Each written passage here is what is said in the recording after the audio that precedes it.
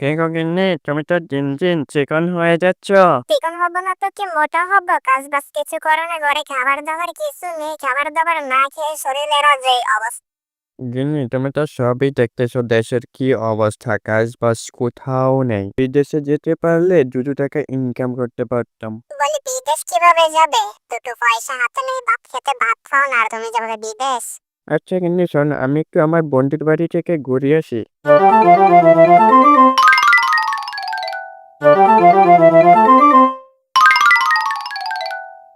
আরে বন্ধু, কি ব্যাপার, হঠাৎ করে না জানিয়ে চলে এসেছো? আরে বন্ধু, কিছুই ভাল লাগতেছিল না, ভাবলাম একটু তোমার সাথে এসে দেখা করে যাই।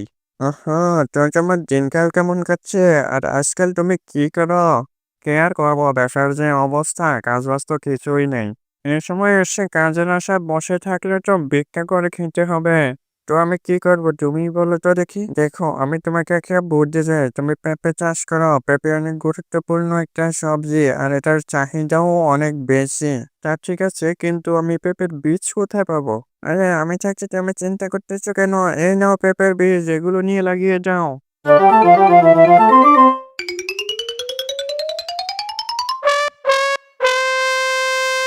শুনছো গিন্নি, এবার আমি পেঁপে চাষ করব। তা ঠিক আছে, কিন্তু তুমি পেপার বীজ থাকাবে। আরে আমি তো আমার বোনদের বাড়ি থেকে বীজ নিয়ে এসেছি, চলো এখন এগুলো নিয়ে রোপণ করে আসি।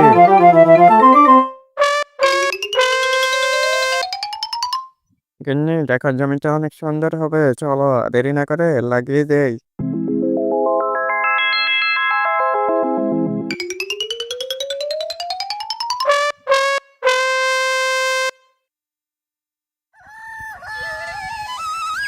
এবার শুনছো, 3 মাস তো হয়ে গেল, চলো এবার গিয়ে দেখে আসি আমাদের পেঁপে গাছগুলো দেখতে কেমন হয়েছে। হ্যাঁ গিন্নি, তুমি ঠিকই বলেছ, চলো গিয়ে দেখে আসি।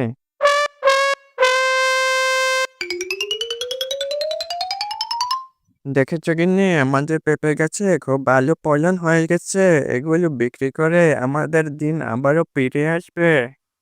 তো তো ঠিক ঠিক, এই গিয়ে এগুলো বিক্রি করে এসো। ঠিক আছে গিন্নি, চলো এখন বাড়িতে যাই, কালকে আসবো না।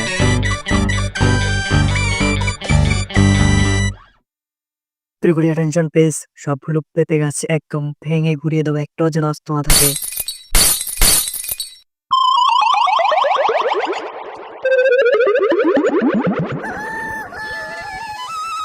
গিন্নি, ও গিন্নি, এদিকে এসো। আরে কি ব্যাপার, এভাবে ছাগলের মতো মেটাচ্ছ কেন? আরে চিল্লাচ্ছি কি আর সাদে, আজকে তো আমাদের পেঁপে গুলা পেরে আনার কথা। ও শিট, আমি তো ভুলেই গেছি, তাড়াতাড়ি চলো তাড়াতাড়ি চলো।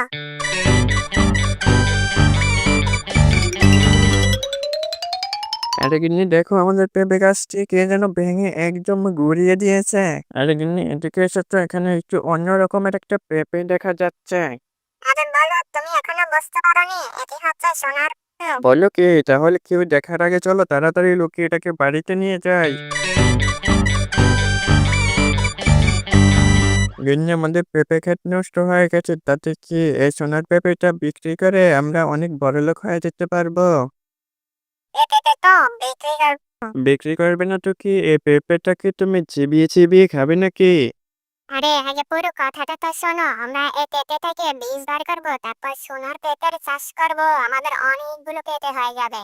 ওহ, তোমার মাথাটা দেখে জাক্কাস বুদ্ধি, এত বুদ্ধি নিয়ে ঘুমা কিভাবে?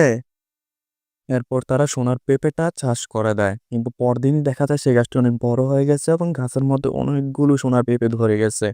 তো বন্ধুরা, আজকের ভিডিওটি কেমন লেগেছে কমেন্টে জানিয়ে দাও, ভিডিওতে লাইক দিয়ে চ্যানেলটি সাবস্ক্রাইব করে দাও।